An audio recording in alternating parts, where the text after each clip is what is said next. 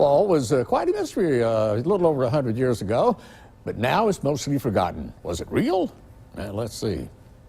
It is a myth of great proportions, but like any good myth, the Great Wall of Mississippi is based in fact, but not so much fact that many people have ever heard of it. I wouldn't have heard of it except a couple of fellows found a rock outcropping atop a rise in a patch of woods in Copiah County, and they found a New Orleans newspaper article 100 years old about a great wall being built by a vanished race discovered near Brandywine Creek, Mississippi. The wall would accommodate 3 wagons abreast.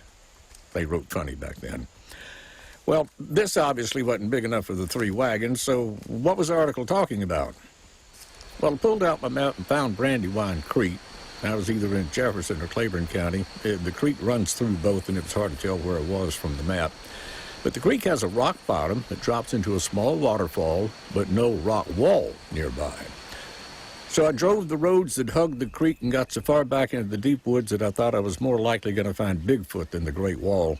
And then I rounded a curve, and there was a yard full of rocks. Now, this was unusual, considering all the rock I hadn't seen so far. I knocked on the door of the house, and long story short, Jeff Leonard showed me where these rocks had come from. It was a small ledge, or wall, out behind his house. He told me his dad told him that if you cleared all the trees and soil off, this table of flat rock would stretch a mile all the way back to Brandywine Creek. Now, that would be big enough to fit the legend. Now, I'm not a geologist, but this looked more like a layer of sandstone that had weathered and cracked over the eons, and not blocks of quarried stone brought here and fitted together by a lost race.